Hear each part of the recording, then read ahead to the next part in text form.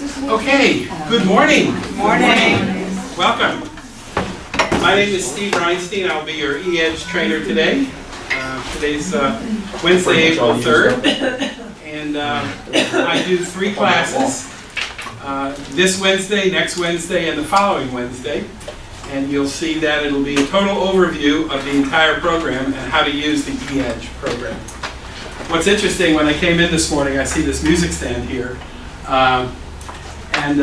I sell real estate 6.5 days a week, and then on 1 day a week, I play clarinet in the Greater Miami Symphonic Band. And I'm this fourth guy over here in the back. Interesting. I was a professional clarinetist, a professional musician, and high school music teacher in my first life. And now I just do that and have a lot of fun. I have to. You work a lot in the business, and it's hard, and it's fun, and it's rewarding, but you need to have something that you can relax at. So Tuesday nights, I'm a musician. 6.5 days a week, I'm a realtor. Tuesday nights, I'm a musician. Okay. Today's class is an interactive class, and I'm glad everybody brought their computers because I'm going to talk for 5 minutes and get you going and so forth. But you're actually going to be doing the program. You're actually going to be using it. And the program is eEdge. This is what the program is all about. Before we get into it, let me tell you why Keller Williams created this program called eEdge. And the answer is, before they had eEdge, when you were a realtor, you had anywhere from a half a dozen to maybe even a dozen different websites that you would need to go to get information, to put information, and to use your whole program. So you would turn your computer on, and you'd be on this website, and this website, and this one, and you'd be all over the place. And it worked. But the agents at Keller Williams said, there must be a better way. And the way the company has worked, the agents worked with the management, and they decided, we got to come up with something we can put it all together. So they created this program called eEdge. And it's really a combination of programs. And it's designed to be what they call a lead to close system. You open up your computer, you turn your computer on, and you go to this program. You literally can do everything from here. You do not need a sheet of paper. Nor do you need any other program. You can do everything right from here. Now, you're not going to learn how to use the entire eEdge program in one sitting, in one morning. But my purpose today is to give you a general overview of the whole program and get you started on using it. And in order to do, and please ask questions. It's, you know, I like interaction back and forth. Can everybody see the board? If I'm in the way, just tell me and so forth. Okay. First things first, in the upper left-hand corner, you see this MYKW? You all see that?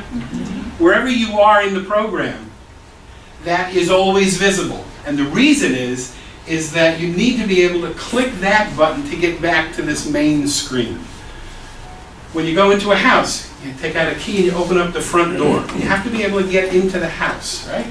So this is sort of like the key. It's how to get to the program. Make sense? Questions? All right, let's move on. This, by the way, is also not a class on how to use computers. I assume everybody is pretty comfortable sending email back and forth and using computers and so forth. This is a training class. And I will show you how to do some things. I will also give you a couple of telephone numbers, which you will need to write down, put them in your telephone. I have them in my phone or my computer. I don't know which one this is. This is actually, you know what the difference between this and this is? Nothing. Just the size of the screen. They really do the same thing. If you're sitting in an airport and you don't want to use your PC, you can literally do everything on these. Now the intermediate between this and this is the tablet, and that does everything too. Okay. Except this one is a little too small to see, so I feel like reading. Okay, you need to be able to get back to the main screen. Now, before they had eEdge, this black bar across the top here, you see where it says Home, education, coaching, marketing, technology, resources, and events, and so forth. That's the Keller Williams website and everything that it encompasses. In the middle of that is another black toolbar. Over here, it says eEdge control panel. And this section in here is the eEdge portion of the program. Now when you log on, you're logging into the Keller Williams website and you have access to everything. In addition to that, you're logging into this eEdge portion. Okay? So, I've designed this program to be in 3 classes for this reason. The first section is going to be leads and contacts, which we're going to cover today. Next week is email and marketing. And the following week is my transactions and action plans. We're going to hold off on the action plans. They're still working on developing that. It exists out there, but it isn't really up to par.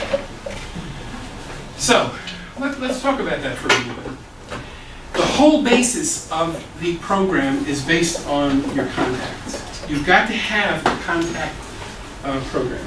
This book, the MREA, for those of you who've been with the company, have been around for a while, have seen this book. For those of you who knew, you may also have seen this, because this book was written by Gary Keller, and they interviewed top agents in the real estate industry.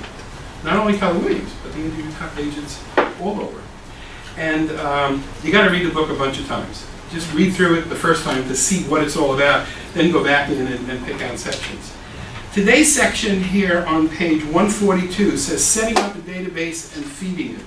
I just want to read 2 lines from this book, and you'll see what we're going to do here. It says, at the heart of your lead generation program will be a large, powerful contact management database. Your database is your business. You need to create a database, the database of 1 or 1,000 or 100,000. Then you need to feed it every day and work on it. And that's all. That's what you have. So what do we have here? We have leads and contacts. Well, this is a person. When we think of leads or we think of contacts, actually, excuse me, I need to turn off my phone. When we think of, when I see this section, I think of leads and contacts. To me, it's all the same thing. A person. A person's going to buy or sell a house. Sometimes we call this person a lead. Sometimes we call it a contact, but it's a person. Okay? So, we're going to put some people in our database and we're going to work on it. And then next week, once we have the people in the database, next week we're going to talk about email and marketing. Once you have your database, you're going to communicate with them back and forth. You're going to send them emails. You're going to have the company send them emails. They have campaigns where we will create this campaign.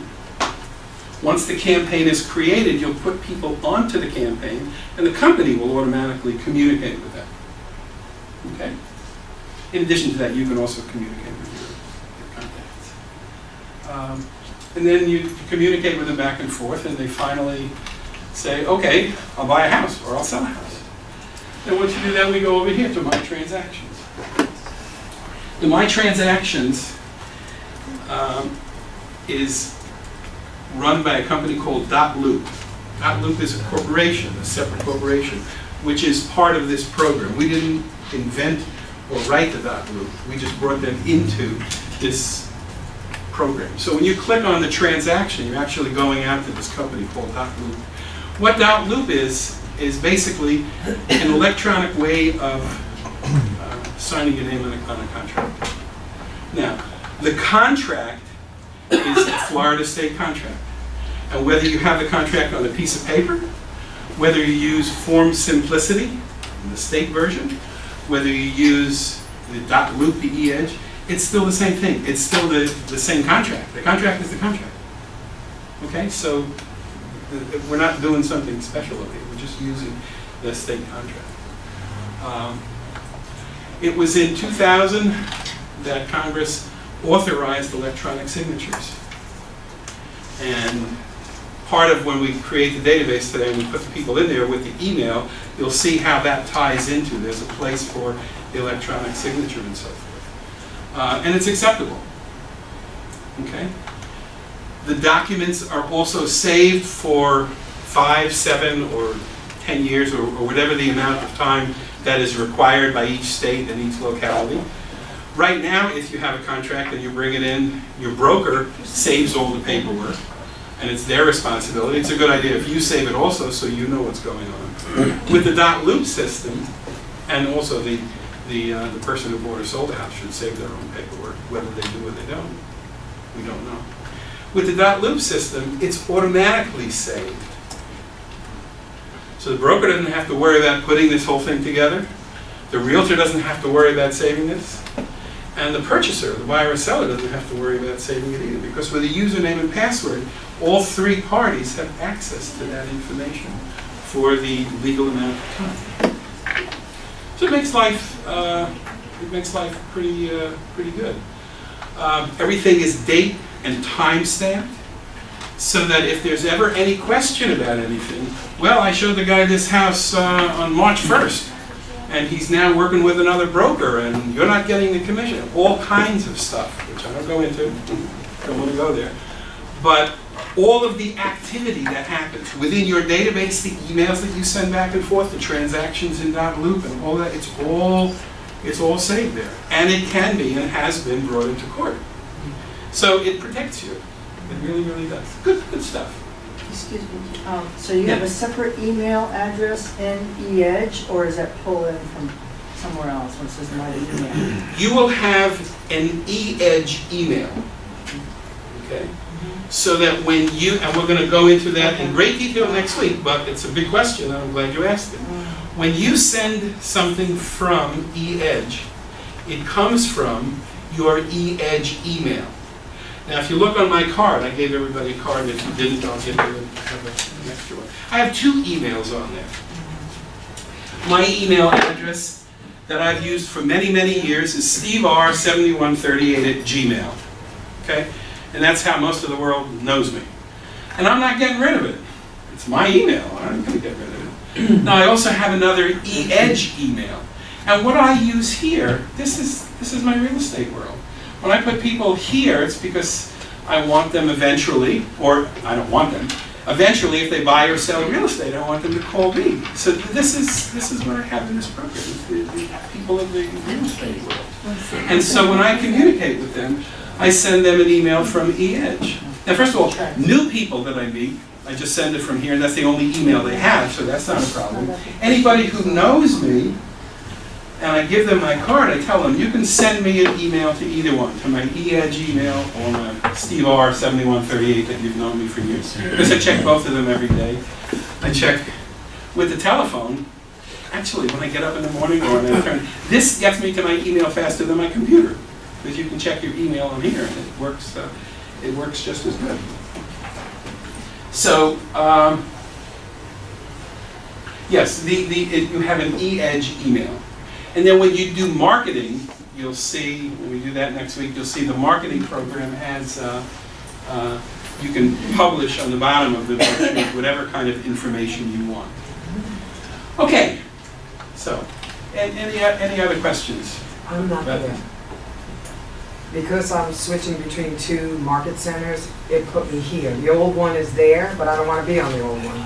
Okay. How do I get there when you have time? Right. Yeah, I want you to write down these 2 telephone numbers, and they are what we call tech support telephone numbers. Okay? Tech support, first of all, is wonderful, and it's going to be your friend. For a perfect example of how do I do this, or something is not connected, you call tech support, and they're there all the time. There's 2 kinds of tech support. One is KW tech support, and that phone number is 512-306-7191.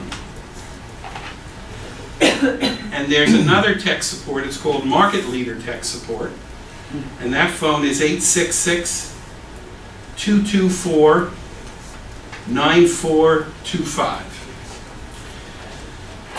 For the most part, you'll call Keller Williams Tech Support. When you're working with this program, if it's really not Keller Williams, they'll send you to the Market Leader, or if you call Market Leader, if they can't help you, they'll send you to the Tech Support. They've divided it up pretty much. Okay, so we're going to create a contact. And when you create a contact, there's 6 things that we need. Number 1 is name, address, and phone number. Okay, that's the first 3 things. That's what you need to create the contact. Name, address, and phone number. The name, first and last name. The address can be either an email address or a post office address. Either one works. And then a phone number. When the program first came out, you had to have an email address. But one of the great things about this whole system is that the agents, 80,000 agents, said, wait a second, you know, that's no good. I have 90% of my clients have emails. Everybody has emails today. But 5 or 10% don't. And I make a lot of money with these guys. And I want them part of this whole system. I can't exclude them. So they went, Keller Williams went to market leader who does all of this work, and they made the change. And it took a few months and so forth, or whatever the period of time, and now you can do this. So you have name, address, and phone number. Okay. Once the contact is created, then we're going to do 3 other things with the contact. You're going to put them in a group.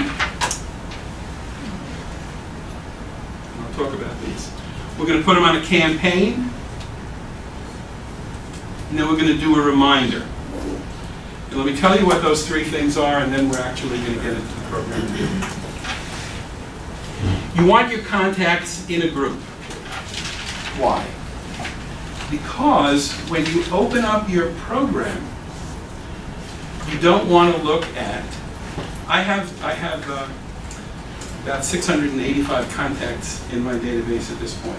About 200 of them are realtors, because I communicate with realtors, and about 400 of them are possible, some of them are clients, and most of them are, the others are possible clients. When I open up my database, I don't want to look at 600 names, A through Z. What am I going to do with that?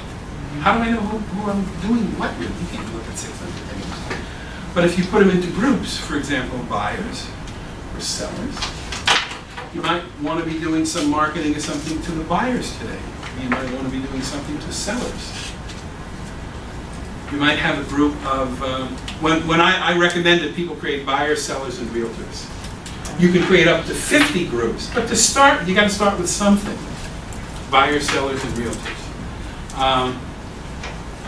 Then there's also, I have a group called Related Services. Title companies, insurance companies, everybody, lawyers, that are part of your world of transactions. You want to have them in your database, but you're not going to be doing marketing of selling a house, listing a house to the title company. Well, you might, but basically. So if you have, let's say you have 300 contacts in your database, instead of looking at 300 contacts, maybe you open it up and you look at 100 buyers, or you look at 100 sellers. So you're able to focus on what you're doing. Now there's, and I'm just going to leave it at that, we're going to go on, but if you think about groups, and you need to think about this, how you're organizing your database. This is the whole, if you don't organize your database and get this part right, the marketing is a waste of time, the transactions, none of it works. You've got to really get this going. Now if you read that Millionaire Real Estate book, they talk about 2 different kinds of groups. And one of the groups they call is Mets and non-Mets. And the first time I heard that, I'm thinking, where's the Giants and the Phillies? They really didn't get there. But it's people that you know is everybody you have already met. That's one kind of person. And non-met or haven't mets are people that you don't know. So for example, your haven't mets might, well first of all, you haven't mets of the whole world. But let's say you decide you want to do farming to a particular area. And you don't know those people. So you would, but you have all their information through research and you put them in the system here. Those would be considered non-mets. You don't know if they're buyers or sellers yet, right? You haven't met them. So you're doing marketing. And so you really need to think about this thing with groups. It's not a small issue. It's Major League Baseball. It really is. So, you start out with a few groups, and then as you do things, you can take a bunch and put them in another group. You can put them in a couple of different groups. Okay, so now you have a database and you look at the different groups. You want to put them on a campaign, and we'll do the campaign next week. I'll show you how to set that whole thing up. And they came out with a new campaign, actually yesterday was the beginning of this thing called 33 Touch. It's a set of emails and reminders and things that go out to your database automatically. You just, you do it once and it runs for the whole year. So a campaign is communication from you to your database.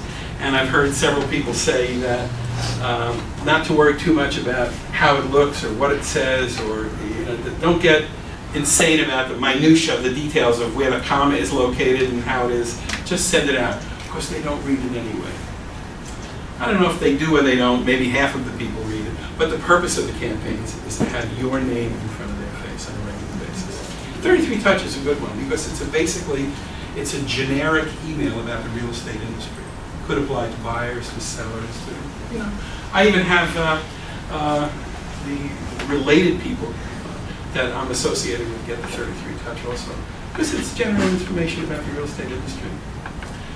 Okay, so the fourth one is groups, fifth one is the campaigns, and finally, the pièce de résistance, a reminder.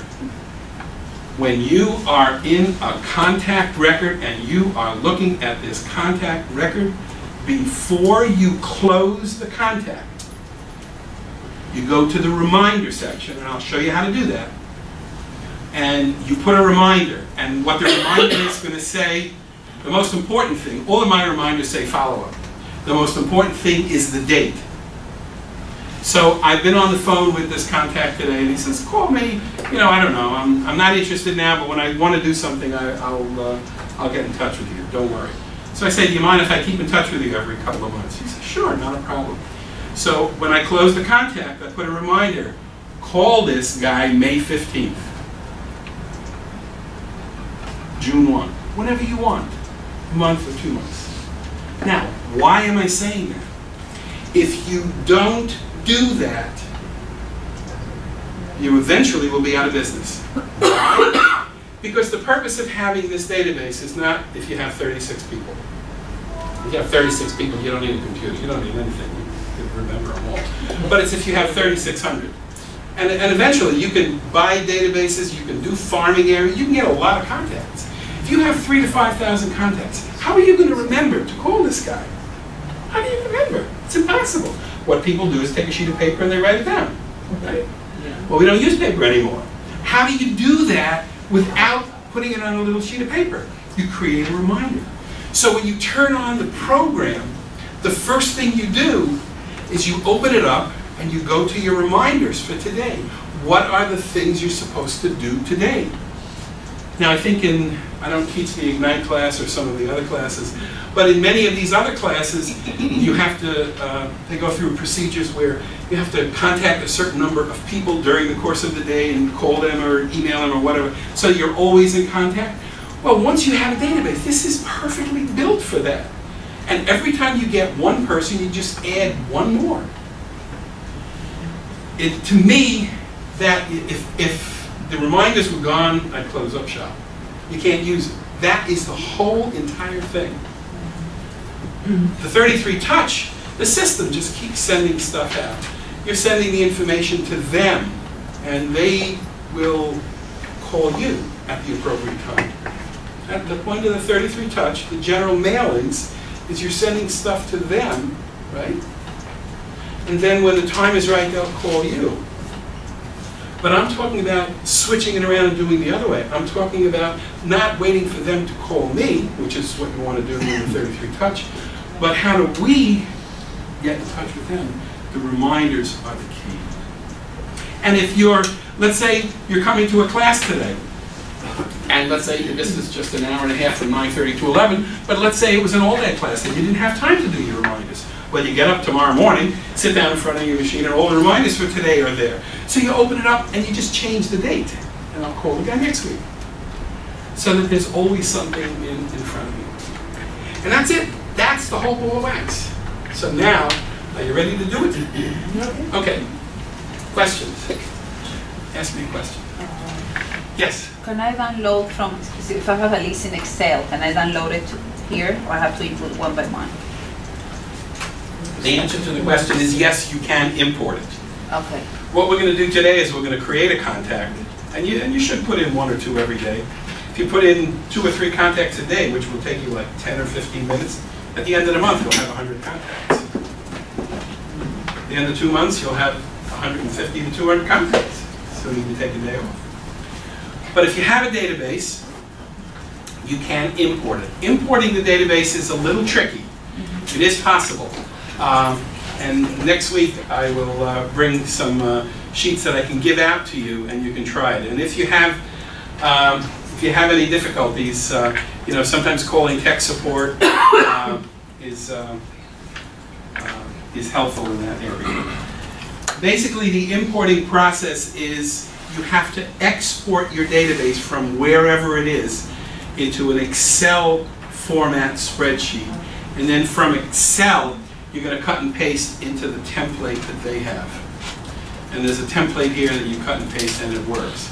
It's very, what's the right word, persnickety. You just have to do it exactly the way they want, and it works. Yes? Some people set up people as leads or active. Is there a difference in how the campaign is handled, or how the system looks at a lead versus an active? If you put somebody on a campaign, that person is on the campaign, period. How you organize them is up to you.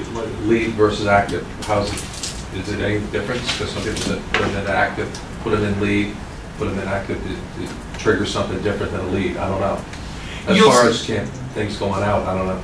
You'll see when you categorize somebody, you can categorize them as lead, as active, as inactive, and you have to make a decision as to what lead means to you, what active means to you, what inactive means to you. It's just a label. So nothing is sent out differently? No, correct. Okay. Nothing is sent out differently. So you can put it in a group, for instance. Yeah, I don't actually use the active, inactive lead or what have you too much, because I group everything. I need to focus on this group and this group and this group. And I created an interesting group. I created a group called Don't Know Yet. Sometimes you get, you know, you're working with this person, and like, wait a minute, are they a buyer or a seller? Wait, no, a buyer and seller. Or, the phone is ringing. I got another appointment, and you get praised, which is the normal way our day goes, right? And you don't put this person in a group. 2 days later, you're driving down the street. What was that guy's name? Who is it? Trust me, you won't know. It's going to be lost in the middle of your database. So if you're not sure what to do, just immediately put them into the group called I don't know. Then when you're driving down the highway, aha, this person belongs in that group. And it's the people I haven't grouped yet or categorized. Now it's me. Not everybody does it. Even expireds that you have that have told you to call them in a month, you put them in? Sure. And call me in a month. Yeah. Reminder, call me on that day. Oh, that's 6 months, a year. anytime. Call me on December 15th. I'm getting a $100,000 check. I'll buy a house. Well, that one you wouldn't forget. But, you know, but for the most part, you would. Yes. So a couple questions. One, if you have people in a certain group, is it easy just to like drag and drop into another group? Or? It's very easy to put them into another group. Okay. Okay. So let's actually do it. You can. Oh, and by the way, as difficult as it is to import contacts into your database, it is unbelievably easy to export your entire database to an Excel spreadsheet with 3 clicks. 3 clicks, and it automatically creates an Excel spreadsheet. And what I do is every Friday I just click, click, click, and I have a new spreadsheet, and I get rid of the old one because I make changes. And I still want to see it on my machine because this stuff's in the cloud. It's not in your machine. Okay. All right. So let's get into business here. Okay. Where it says eEdge control panel, this black bar over here. If you click on, if the mouse pointer changes to a hand with one finger, you see this? How do you get to that? Okay. The mouse pointer changes to a hand with one finger. That one finger is one click. Don't click it twice. Little computer thing. But, because if you click it twice, you're opening it twice. And you don't want to do that. It actually slows it down. The computers try to figure that out nowadays, but if you notice the mouse, to get to this screen, that was a good question, sorry. To get to this screen, when you're on the internet, you type, and you might want to write this down on a sheet of paper, mykw.kw.com. Then you enter your username and password. mykw.kw.com. Enter your username and password, and here you are. Okay. If you hover the mouse over the word leads, view contacts, new listings, eEdge, messages, wherever, the mouse turns into a hand with one finger. I'm going to click on new leads. It doesn't matter. You can click on any of those words because you want to get to the screen that's going to come up here. See where it says dashboard? Next to that it says inbox, contacts, my marketing, MLS search. Insert the MLS from here. You don't have to go to the MLS. Create marketing, admin, and so forth. This is how you're going to use the whole program. And there is no easy way to get to this screen other than just clicking the word My Leads. Before we do anything, I want you to hover over the word inbox. Don't click. Just take the mouse and put it over the word inbox. And you'll see you have something called messages, webmail, and reminders. We'll get into what all of those things are. If you hover over contacts, you'll see you have contacts, recently active, add a contact, manage groups, import, export. There's where you import the export. So this is how you get to the different parts of the program. Market my listings. Now, I'd like to call your attention to something here. This says market my listings, and notice it says email to contacts and it has the word pro. The eEdge program, everybody has eEdge. There's another version called the professional version, eEdge Pro, which gives you many more marketing features to do. It's $100 a month. I don't work for Market Leader. I'm not selling it, but it actually has quite a few features. It gives a lot of marketing, additional brochures and marketing material. It also allows you to track when people go to your website and are doing things. You can see what they're doing with the Pro version. But there's a whole other thing I have a question. When Yes. you go to Pro, is it going to look the same and you have to click on those, or is it going to automatically become Pro and you just work it right? It's the same program. Think of the eEdge program as having 25 features and the Pro has 35 features. So it's just going to automatically, you don't have to go to this You don't have particular to do Pro anything. place. It's just, for example, when we come to next week when we do the marketing of the brochures, you'll see there's 15 different brochures. When you have Pro, you'll have 200 different brochures to choose from. So it's just a bigger. Okay. We're going to create a contact. So let's hover, and you can search, you can look at all of these different things here. If you hover over the word contact and go down to the third button, it says add a contact. So we're going to click on that. And with computers, there's always 2 or 3 different ways of doing something. I'll just show you one. If you want to do it another way, that works fine too. So we're going to click on add a contact.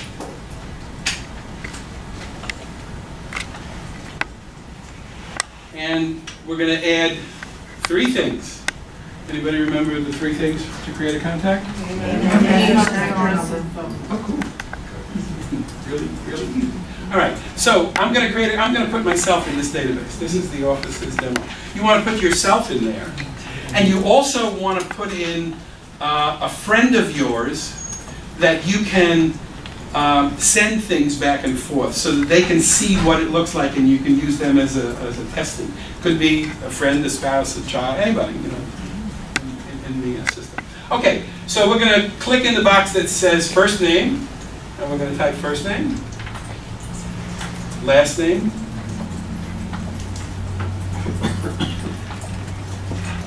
and you can tab a bunch of times or just click in the box that says cell phone. Whether you want to have a home phone, a cell phone, a work phone, it doesn't make any difference. I put everything in a cell phone just so that when I get my list, it's all in the same column and it makes it easy to read. So we're going to put in the phone number.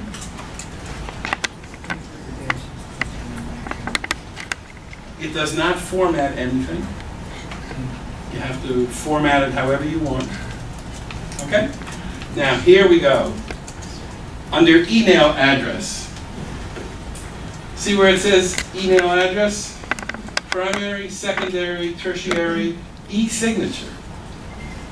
This is important to understand how this works. We're going to click in the box that says primary email address. And we're going to type an email address and don't press tab. Just type the email address of the person.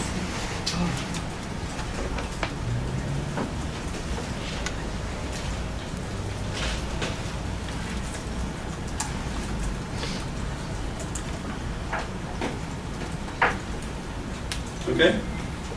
So you have the email address. Now, after you've typed the email address, press the tab key and watch what happens. It automatically puts the same email signature down here. Okay? Simple thing, right?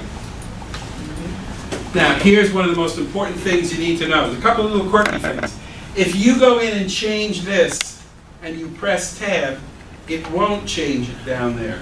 Once you've saved it, once it's in the system. If you change it over here, you have to change it over here. Why am I saying that? We're talking about legal contracts for houses of hundreds of thousands of millions of dollars. And you want this stuff to be right. So, hopefully you'll never have to run across it, but you'll be glad that I told it to you this one day. Now, you can see there's a lot of information here. 95% of my database, this is all I have, name, address, and phone number.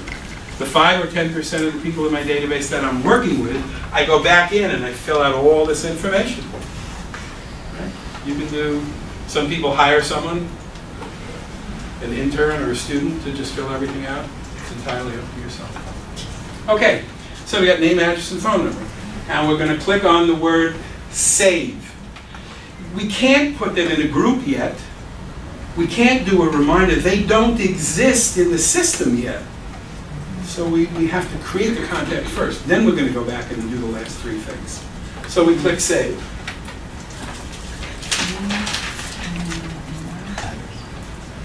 Information contact was successfully created. You'll see, it's not really hard. I don't think so.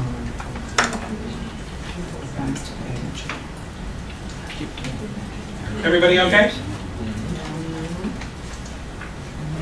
Okay.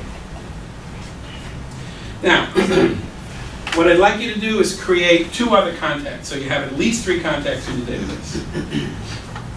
All right? Just hover over the word contacts. Hover over the word contacts and click on Add Contact. And put in 2 more contacts. Once you do it 2 or 3 times, you will see that you'll be able to create contacts with that. Very easy. You can export your contact database from MLS, from here, from Outlook, from Gmail. All you need is to get them into Excel. Excel is a universal translator. There's very, very few programs that Excel does not accept data from. As a matter of fact, I don't know any that they don't. All right, so spend 2-3 minutes on that, create a contact, and then we'll move on.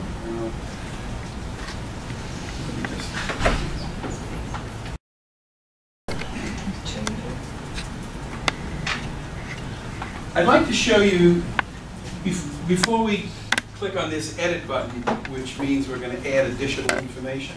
I want you to see that see where it says primary details. You see the down arrow? When you see the down arrow next to a title, it means that that window, that area is expanded. Okay? If you were to look at this whole record, all the information, it would go to from the floor up to the second floor. That's how much information there is. And we can't visually see all of it. So instead of, this is expanded for you to see all this, we're going to click on this to contract it. Watch what happens when I click on the word primary details. See, the arrow now points to the right, and it means it's been closed. And I want you to close under addresses. You see the down arrow? I want you to click on that. I want you to close all of it.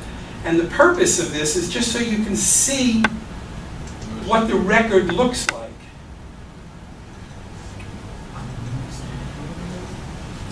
These are all the areas within the record. There's a place for primary details. When I click that, it opens up and you can see all the information.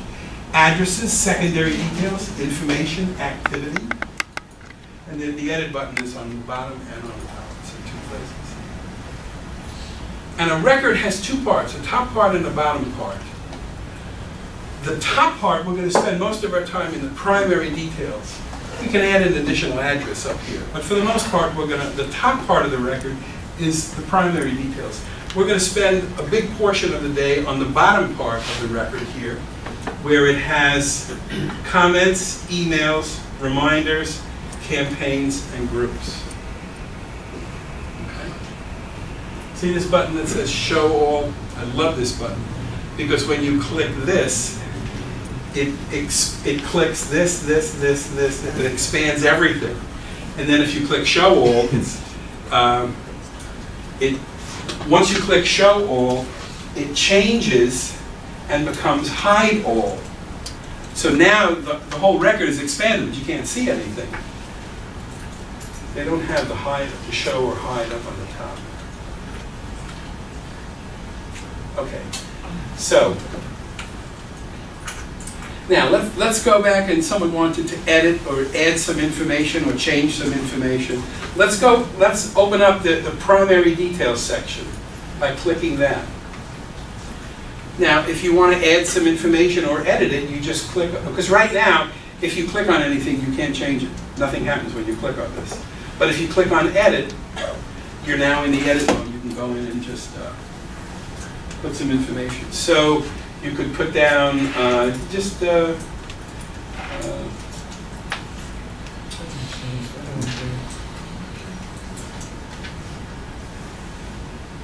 put as much information as you want, and then click Save.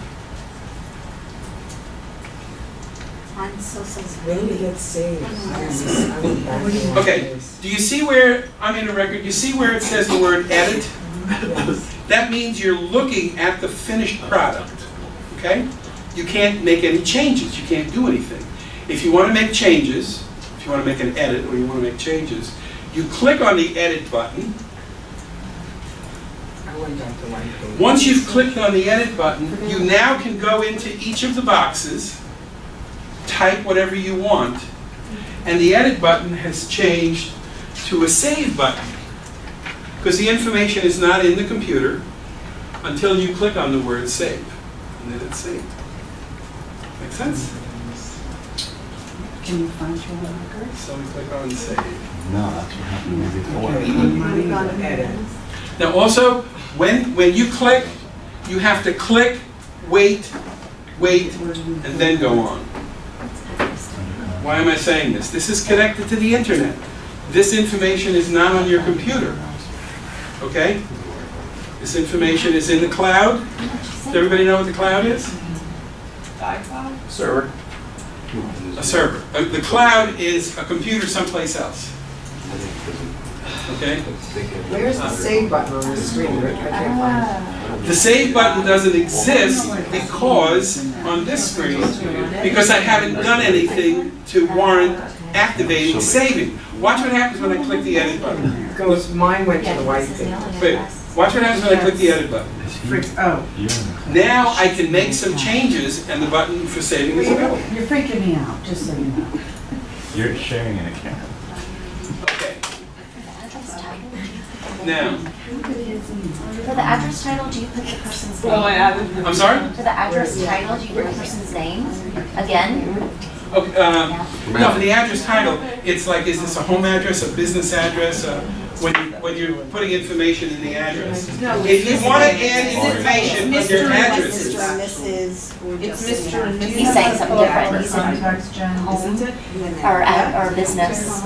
Yeah. here where it says, I clicked on addresses, notice the address button is pointing down, the field is expanded. I click on create new address. You see where it says address title? Yeah. Home address, business address. Okay. And then you got the city, the address, Right. I'm more 123 concerned Main with the Street. title. Somebody's saying put Mr. or Mrs. Like they're. And The then person's name, because that's going to create a label. No? This is telling you what kind of an address is it. Okay. All right. When it comes to eEdge, Office. there is no Mr. or Mrs., there is no two people. Every person has their own record. Every person has their own email address.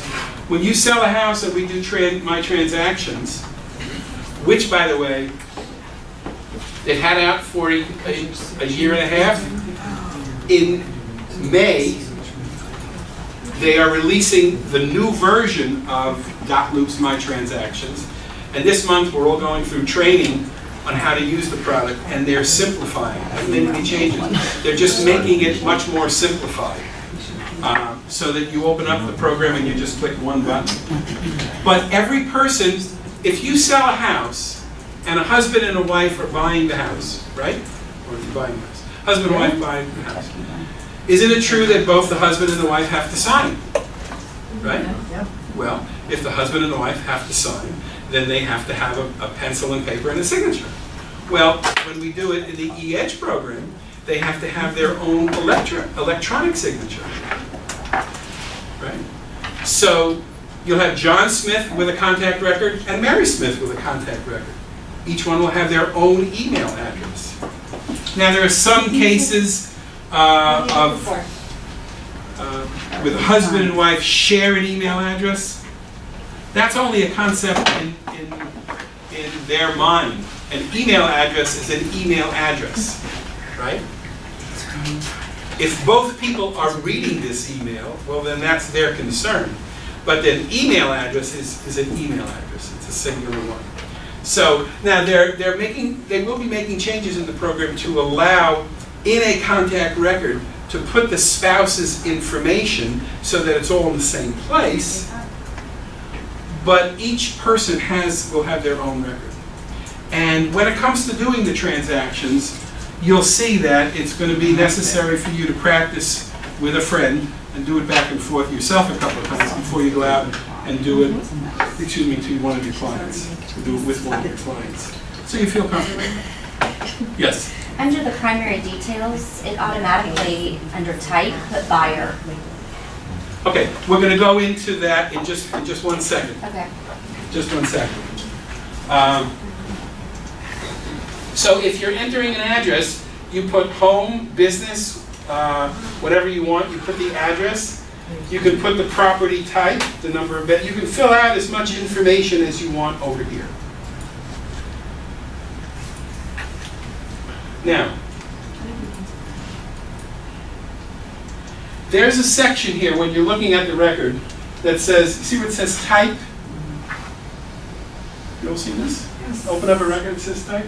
Now it says buyer. It defaults to buyer. You can't change this unless you go into the edit mode. So watch what happens when you click on edit mode. Next to the word buyer, there's a drop down. Next to the word buyer, there's a drop down. Right? You all see this? Yep. And it says buyer, seller, agent, renter, investor, vendor, other. Now, this was created in the beginning as a way of sort of organizing your database. Are they buyers or sellers? This is very limited, and this is what they chose. Right? Where's, I don't know yet. Where's the groups that you want to create? Where's your Tuesday night bowling team? Where's your, you know, how do you create your own? So you can use this. Many people don't even bother using this because it's very limiting. You can, but then you're not going to use the other groups.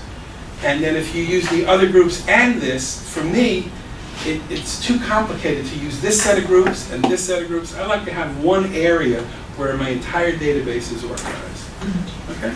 So is the type what designates what group it's in, or is that somewhere else? This is just visual for Okay, I you to thought that read. was It means designated. absolutely nothing. It does nothing. So you So can't leave everybody sort else- on that?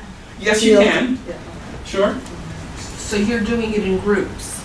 Well, I'm going to show you how to create the groups right now. So leave it as buyer and forget about it? Yeah, I never even look at this. Ah, I never even look at this. There's no Now, way- what there's no way to have happens it is, blank?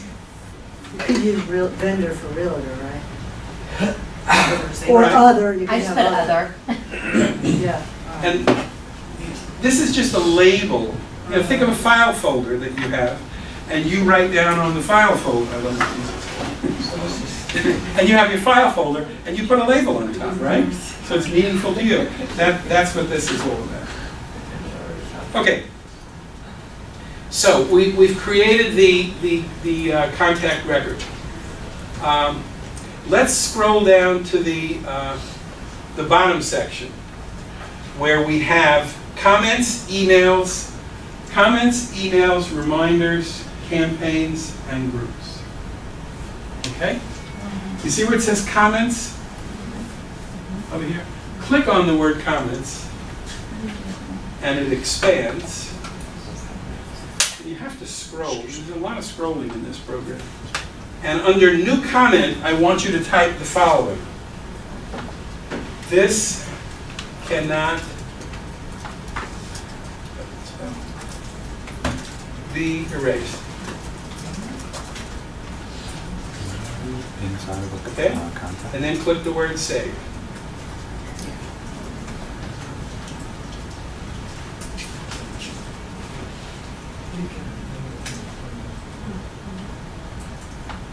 Okay?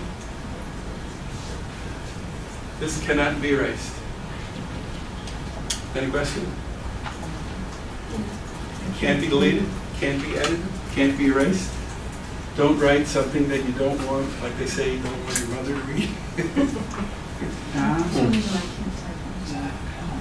Can't be. Click on it. Any question? It is what it is. It's a solid record. When we go into the transactions in 2 weeks, you'll see nothing can be erased. Everything is date and time stamped and archived. And there's archived versions of and the system does all of it. It saves everything. So you just got off the phone with the guy, and you talk to him, and there it is. There's the date and time. 4/3/10:25 a.m. Period. End of story. It's there forever. Okay? If you go in and delete the record, right? I figured that was a way to get rid of it. You delete the record and go in and create the record again. Now, if you've been working with the guy for 6 months, you don't want to delete everything. But just in the beginning, when you delete it, the system in the service, they have copies of everything. So, Use it California time? Yeah, because we're all at 7:25 a.m. We're in California. so I guess maybe We'll have to change it. you have to change the time, or it could be changing the time in your What is that? I didn't know. computer. Okay, that's a great tech question too. I mean, I don't want to spend time. Call up tech, and that's the kind of thing you want to work with them.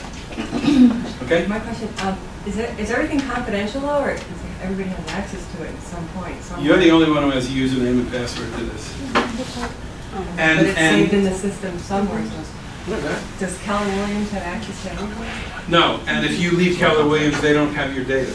This is your data. This is not Keller Williams' data. It's yours. Okay? Good idea. Yeah, they know. A lot of people ask that question, and I spoke to several OPs, and Manny Darren, the operating principal in Aventura, which is where I'm from, spends a good 20 minutes going through all the details of that. This stuff's yours. It's not Keller Williams. Okay. That's why we're using market leader. as a third-party company here. 'Cause you can you can get into business with market leaders should you choose to leave KW. But nobody in this room is allowed to leave KW, so Why would you want to leave? just saying. It's exactly right. Why would you want it? You know, that's why they're, well, sorry. No, that's a question people ask. Who owns the data? And you own the data. Okay. So, we've done the comments. Click on the emails. We're not going to do the emails here. But what happens in this section is that when you send your contact an email, it saves it down here. It says emails sent to the contact. So all the emails you send to the contact, it saves right here. When they respond and answer you, the emails go over here. Okay? So when you open up the contact record, you read the notes that are things that are going on, but you also read all the emails that you sent them and they sent you. You can delete them though at some point if you want, right, or no? Or it stays there forever? It's there. It's there. It saves. It saves. It deletes over there. On the Can right. you forward the emails from here into like your regular email account so that you can have it on your iPhone and everything like that? Yes. When you get an email, you get a beep. You set it up in your profile where you can get a beep, and you're notified that you got it, that you have received an email. Can you read it from your phone as well? Yes. Yes. However, there's something more important to understand. Now, you all know about Google, Yahoo, and AOL, and MSN, and all of those things. Those are email programs, right? You open it up, and there's a list of your emails, right? And you just read them. You delete it, you save it, you do what you want. But all the emails from 20 different people are one right after another, right? In this program, the emails are saved in the contact record. Okay? Great idea. Now, let's take it to the next level. How do you know you got an email from somebody? Your phone is in the other room. How do you know you got an email? You have 2,000, let's say you have 2,000 contacts in the database. How do you know you got an email? Homepage. The homepage will tell you. You can't open up all of your emails. I mean, you can't open up all your contacts and sift through it. So, in addition to the fact that the emails are saved here, there's another place where you're notified that you have received emails. Okay? I'm going to go to the upper left-hand corner where it says MYKW, right? Everybody said that's what you need, that's always available. So if you do that, click on MYKW. It's going to take you back to the main screen, the home screen, in a second or two.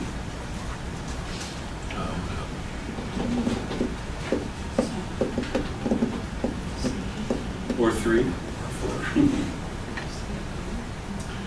While it's processing, you see this section that says My Email? Think of this as your Google, or your AOL, or your Yahoo, or your whatever. This is your list of emails that you have received. So when you click on this, I don't have any here, although you may have some, you will see, it will show you, there aren't any more. It will show you all the emails that you have received. Now, again, the email is not actually here. It's in the contact record. This is just showing you, it's a little sign telling you that you have received an email there. Go ahead. Now, would that include both of, in your case, both of your email addresses? Let me answer that in 2 minutes. I'm going to come right there in 2 minutes. When you double click and open, you can double click and open it up and read it, or you can go right to your contact record and double click and open up and read it. You can do either one. You might want to go to your contact record and open it up because once you read it and you're there, you might want to do other things in the contact record. You might not. It's your choice. But there is, at the end of this line, you will see a little yellow box, a picture of an email, and when you click on it, it just takes it out of this list. So this is a list of the 5 emails that you received today, right? And you opened it up here, you read it, and you closed it. When you click this button, it just takes it out of this list, and then you only have 4 emails left here. But it's still saved in the contact record. Okay? But you can't email from there. You have to go to the record. To answer it, Right. yes, you can do it from here, but you're really not doing it from here. You're really sending it from your contact record. Okay? The emails that appear on that page right there are only from contacts that are in your system? That's perfect. Perfect. That's exactly where I'm going. Perfect. That's exactly where I'm going with the next thing. Because I see the webmail has 590 emails. What happens if somebody sends you an email and they're not in your contact database? Right? It can't go in the contact record, like I said before, because you don't have a contact record. Right? It can't go here because this is a picture or an offshoot of what's in the contact record. Right? So what happens? You give out your business card, you're at a social gathering, and you say, call me and I've got the greatest house in the world, or email me and I'll send you all the information. They email you, but you don't have them in the database yet. They go into another place in the system called webmail. I'll show you where that is. It's not used a lot, but it's a place where the system captures their name and their email. And then once you get somebody in your system, you then take them. You can't take them from the webmail and make them a contact. You have to open up the contact record and type. They haven't done that yet. That's one of the things we asked for. They haven't done it. Let me show you where that is. If you hover over the word inbox, you'll see the first thing is messages. If we clicked on messages, this is where we get it. If we click on webmail, if you're there.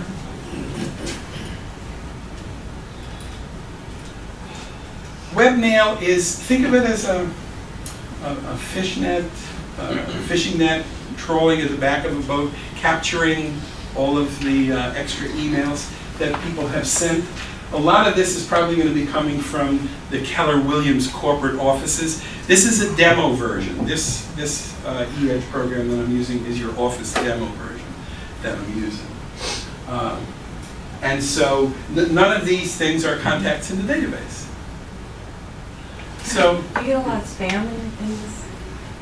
You don't get too much spam here because not too many people know about this. Not too many people know about this. I check it during the course of the day. I open it up, see if there's anything in there. But just when you hover, and this opens a separate window, you have to click the X to close this window. So you can't do a back button. No. During the course of the day, I just go over to the webmail and I see if there's anything there, see if anybody sent me. 99 times out of 100, how is anybody going to send me anything? Why would they send anything to my eEdge account unless I've initiated and sent things to them? And if I send it from them, they're a contact. How else could you send it? They have to be a contact, and then you send something else. And then when they respond, this gentleman had a question about the different emails. The answer to that question is, let's open up the contact record. So how do we find our contacts? Good question. Hover over the word contact and choose all contacts. Hover over the word contacts and choose all contacts. What you're looking at now is your database of contact records. And if you look closely on this database, there's a little blue arrow pointing up next to the word contacts. You need to find this little blue arrow on your computer. It may be under contacts It's probably under created, because the default is under created. And the reason for that, and this is just sorting the database. See, this is sorted by alphabetical order, A, B, C, D, E, F, G. This is sorted, created. This is sorted by when it was created. So if I click on the word created,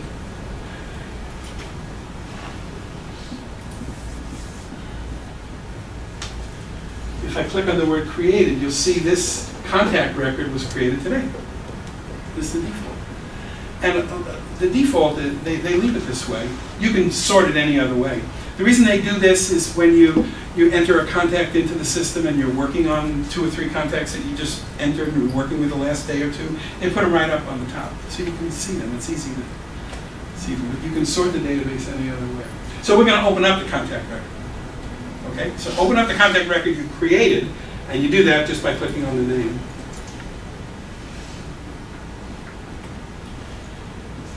And then you open up primary details. We're going to look at the email addresses. That was the question. And we're going to click on edit.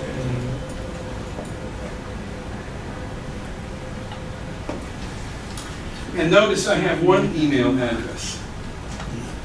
If you add a secondary email address here, the person has a secondary, a lot of people have 2 emails, right? Well, you can have up to 3 emails. Any one of the 1, 2, or 3 emails, if they send you an email from this account, or from this account, or from this account, it will be in the record. It'll save it. And then you have to look at each individual email. So if you don't put their email, it's not going to save it? If you don't put the other email? If I entered a contact, this is a perfect thing. I entered a contact last week, and I sent the guy an email. He never responded. And I knew he was going to respond. So I went to my webmail. And he did respond. But he didn't respond from the email that I sent it to him. He used a different email. And it didn't go to the record. It went to webmail. So what is the default domain that this system sends email from? When you send an email, because you would think that it would go there. Oh no. Is it kw.com or is it KW Realty? This is his email. When you're sending it from your email address. When you send it to him, you're sending it from your eEdge email. These are his email addresses. So to answer your question, and the eEdge email is using what? Is it at KW.com? Is it at KW or is it at KW Realty? Let me show you where your email address is. Okay? Let me show you where your email address is. Hover over the word. It's a little confusing, but it bears spending a few minutes on here. Hover over the word admin. You'll see the word admin. And the first item says My Account. Click on My Account.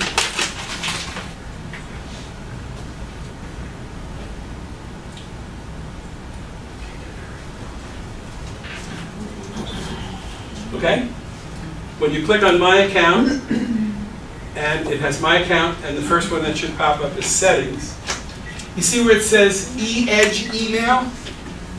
This is who you are. When you send something, this is who it's coming from. Unless you did it where you put your regular email, I don't remember what it's called. My next one, it would be the external email, because nobody has my KW, they only have my regular. So my regular comes to my eEdge, right?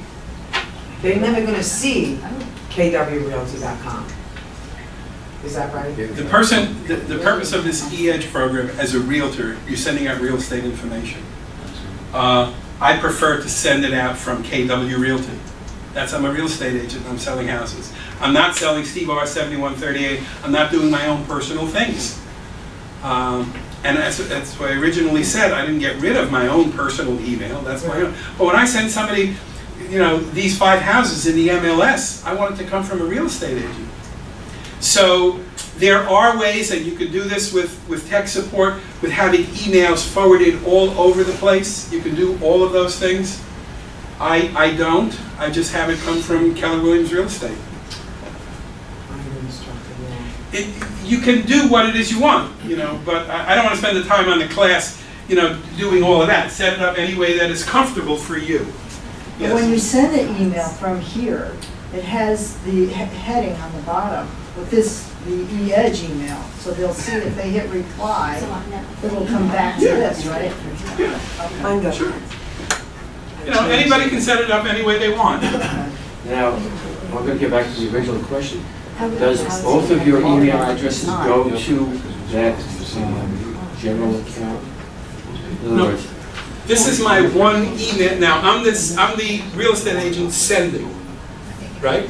I'm the real estate agent. yeah, I'm not talking about, I'm saying receiving. When you have two accounts. Your personal account. No. I'm the real estate agent. I have one eEdge email account, period, end of story. And I send somebody an email. My friend, the buyer, has many, many email addresses. That's his business. But me as the sender, I have one eEdge email. Yeah, that's not my question. Okay. My question is, you have two email addresses. When somebody sends you an email, does that get registered in the, what was it, the general account, whatever it was up there? When my Steve R 7138? Yeah. Oh, no, that's my own personal stuff. So that doesn't come here? Has nothing to do with it. Okay, so if somebody said, So how's anybody going to know, looking at your card, that they should send it to that email? Because you have it redirected. Because I tell them, this is my eEdge, and my eEdge account says Steve at SteveReistein.com. That's the way I set it up. That's my real estate email address, period, end of story. So that should be on your, so they put my Yahoo account on my business card. They should put it on our cards. Okay. However you want to give your information out to your clients is up to you. But the reason I put my Steve R 7138 is because I have a lot of people, a lot of friends, and I might not be doing real estate business with them. I might not. They just want my information. Here's my business card. yeah, but if you have a friend that wanted to talk to you about real estate, you would have to check your personal email as opposed to getting it through this email. I tell everybody to do it through the eEdge email all the time for real estate. But some people say, well, listen, I've known you for so long. I've got you in my system for this way for so long. Can I send you emails to your old email address? So I say, sure. But it won't come through here. No, it will not. Go to webmail, right? So what No, it will not. It'll go to my, I have a Gmail account, Steve R 7138 at Gmail, and it goes there. Yeah, but what I'm getting at is that you can only receive email to one account through this system. Correct. And that's what that's why I'm showing you what your eEdge email is. Okay? You can't change that. Yes, you can. You have to redirect it through your server, whatever it is. That's what I did, so that I have one email, it comes, people don't lose it. That's the way I was told How did you do that? That's what my mom does, so she has it Go redirected. There are two schools of That's what I thought. was told. There are two schools of thought. Number one, setting all of these things up. Hang on. Setting all of these things up, you go through tech support, and they will forward all of this stuff with you. That's number one. There are two schools of thought. One school of thought is, I want to open it up, and I want to see emails from all of my email accounts in one place. You can do that.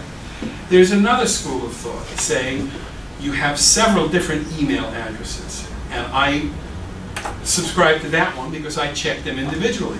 I have an email address that in 1992 was Steve R 7138 at AOL.com. I still have it. Then I said that I knew this stuff was coming down the pipe. So when I set up my email addresses, everything is Steve R 7138 at AOL, at MSN, at Yahoo, at Gmail. And I did that so I can remember what the email address is. But on my phone, I can click a button and see all my emails from Gmail. I click another button and I see all the emails from Yahoo. I see all the emails from AOL. And I use them in particular ways. Did you ever go to a website where they say you have to register or you have to do this? Or if you're in a fair and you want something, give me your email address. I always give out my Yahoo email address. And then once a month, I just go in, I open up Yahoo, and I delete 100% of the things that I never use. So now that's my personal choice. You can have separate compartments, or you can put the whole thing in one package. Yeah. When I came to Keller Williams, I started playing around with this eEdge and realized that there's a KW Realty for eEdge, and somehow I created a KW email address as well. Is that eAgency that created that? Do you know where that is? Okay. To answer your question, and you specifically said eAgency, you have actually you have 4 websites. But I'm going to talk about 2 websites that you have. One is your eEdge website. The other one is your eAgency, or eAgency. There's 2 different websites, 2 different sets. And the reason they have these 2 different websites, first of all, before eEdge existed, which has only been out for 2 or 2.5 years, been in the development 2 years before that. They had this, you worked at Keller Williams for 30 years, and you had a website. I don't know when eAgency started, but for the last 30 years you had a website called eAgency.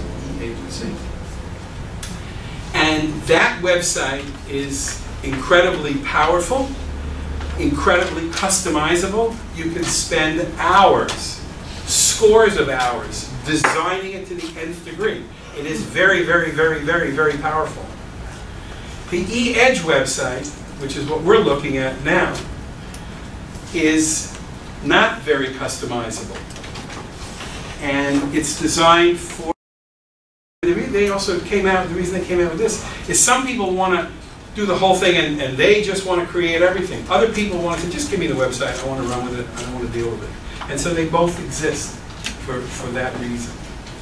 And that's a whole other class, a whole other scenario, a whole bunch of other things about working with the 2 different websites and email addresses. And if someone goes to your eAgency website or they go to the eEdge website, they all come into your system and they all come into eEdge. That's why I'm showing you how to use the eEdge part. And I'll get into more detail on that next week and the week after. I have a question. So why do you have external email there that's different from your regular? Because everything comes through that? Well, when you come to the company, you start out with it. You know, that's the email that you have before you start using the eEdge. We're going to go into next week when we do marketing and emails. Next week when we do the marketing and email, I'll go into much more detail. Can I ask a question? Yes. Along the top bar, right under the number of contacts, like contact advertise, view, save, here. I changed some of the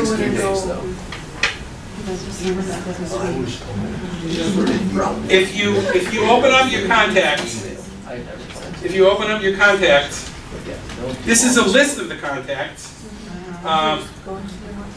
Notice if you click on any one of the buttons, it will sort it by that button. So I clicked on created. This first record was entered 6611. I'm saying because I don't have created. Oh, yeah, no, it should go. I don't have created. Is that because Pro doesn't have created? Maybe? Oh, no, of course. No. It's there. You're not in the.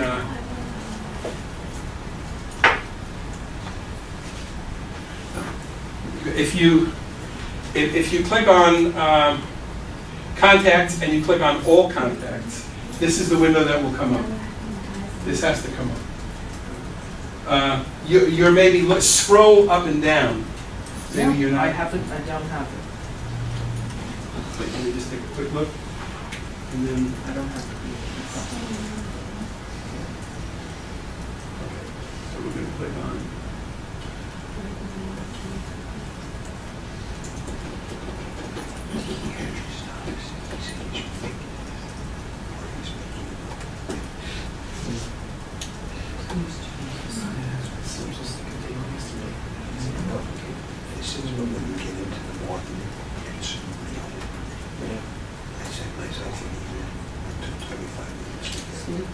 Really?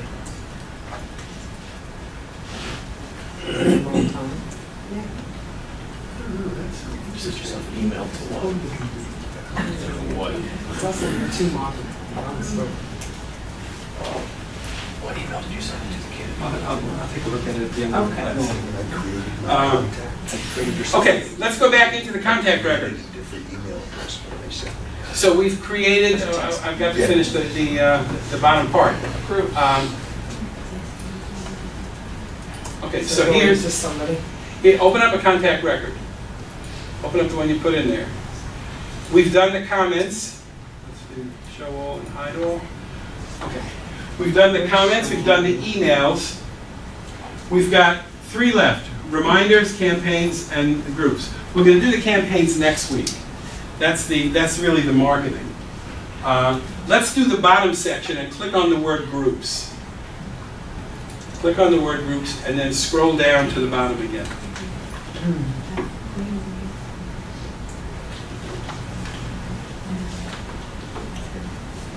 Okay.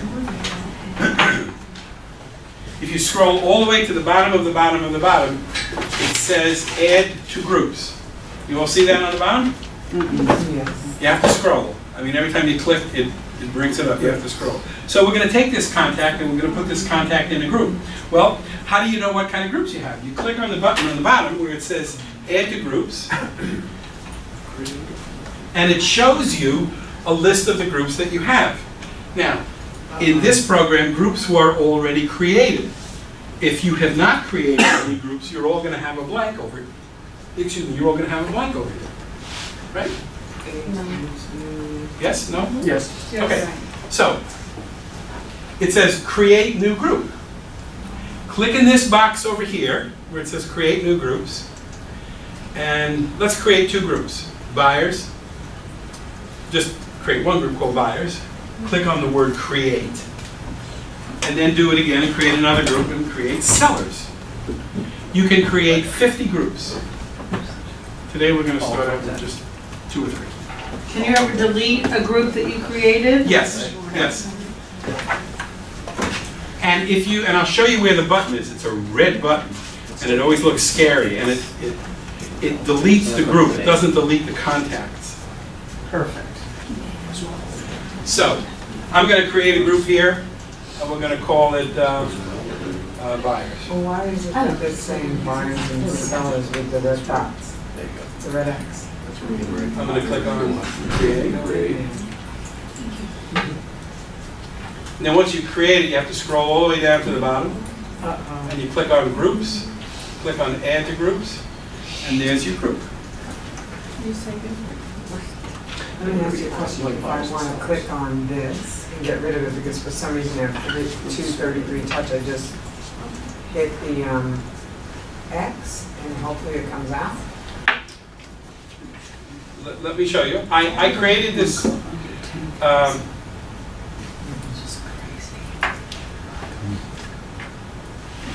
So this contact is in the buyer group. Now create another group and call them sellers. I thought there was sellers already in there. Create groups. Create XYZ. Just create anything. It doesn't matter. I want to show you how to create the group, and you can rename the group. Click on create, and then scroll all the way down to the bottom. And then when you open the groups, I know what's bold.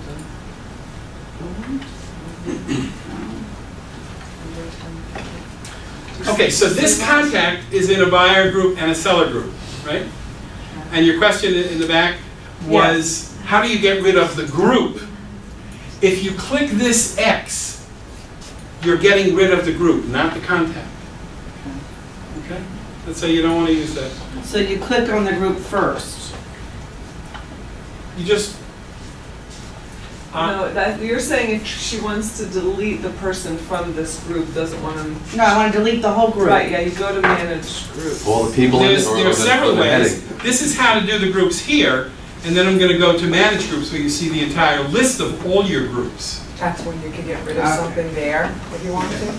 So if you want to take, well, there's 2 things. Number 1 is getting rid of the group. Right, and then take. If you click the group, the X over here, watch what happens.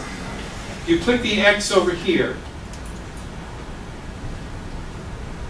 and you scroll all the way down, you're taking the person out of the group.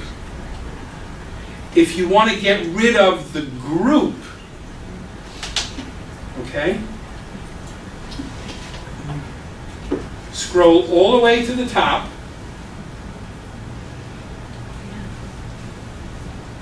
scroll all the way to the top, hover over the word contacts, and the next to the last item says manage groups.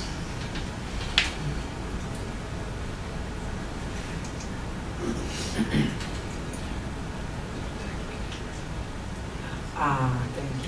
Now this is the list of all the groups. We were in a contact record and we saw the list of groups. This is just, we're not in a contact record now. Now we're just looking at the groups themselves. Cool. If you hover over the red X, you'll see that it says deleting actually deleting the group. Delete the group.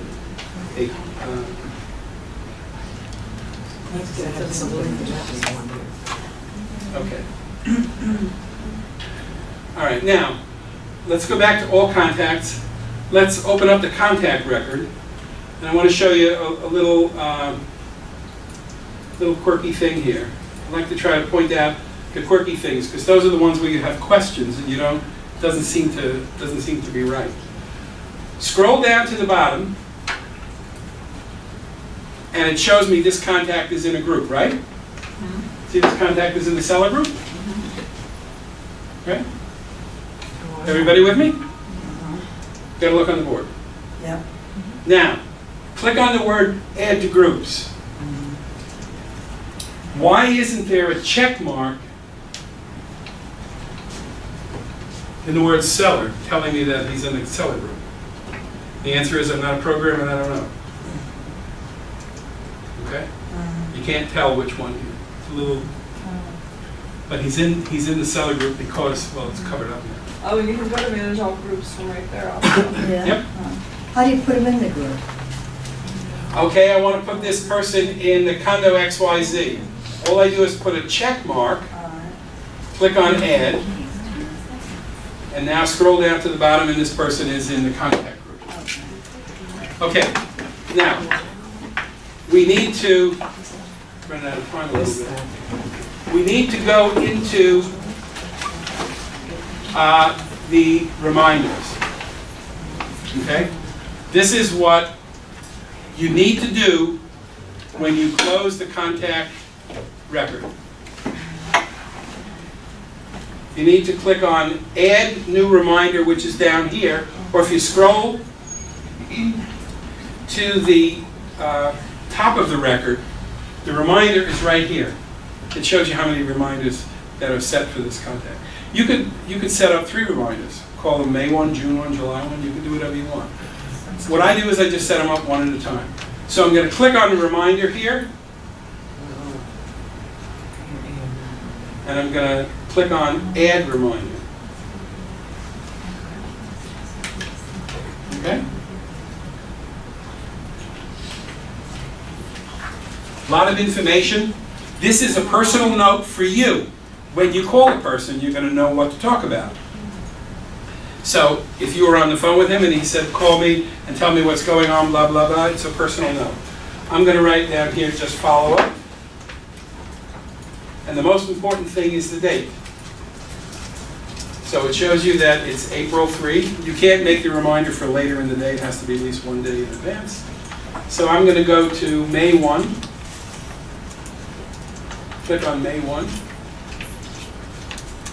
You have the ability to, the upper right-hand corner, to decide what kind of a reminder, what time of the day you want to click the reminder. That's very, very, very advanced. It's designed for teams with a number of people working on them, and we're not going to go there right now. You were on the phone with the guy, and the guy said, call me May 1st about blah, blah, blah. That's what you write, so you remind yourself. It's just a personal note for you. Click on Save.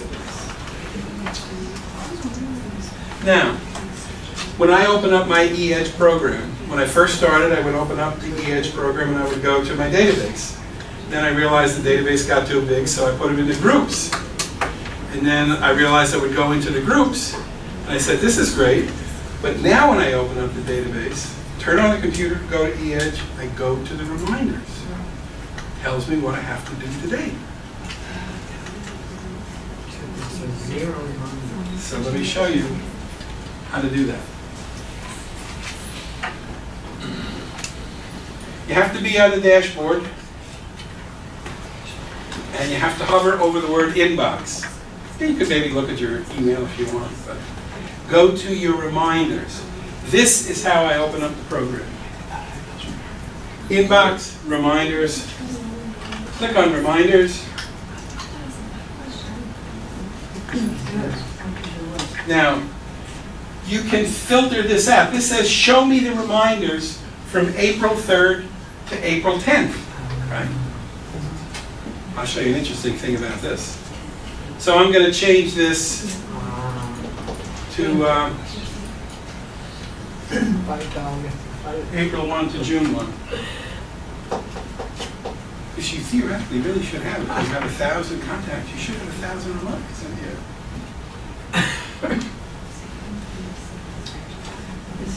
And you're saying, what am I going to do with 1,000 reminders? Well, my question to you is, if you don't have a reminder, what is the purpose of the contact being in your database? What is the purpose of the contact in the database if you don't have a reminder? Just to be there? Delete it. You have to have a reminder so you know what to do. Does that make sense? Yes. Okay.